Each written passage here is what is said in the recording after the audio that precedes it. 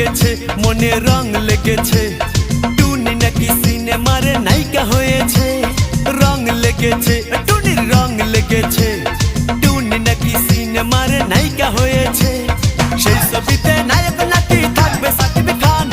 ছবিটার নাম নাকি তুমি আমার জান টুনির জ্বালায় এবার আমার যাবে রে প্রাণ রং লেগেছে মনে রং লেগেছে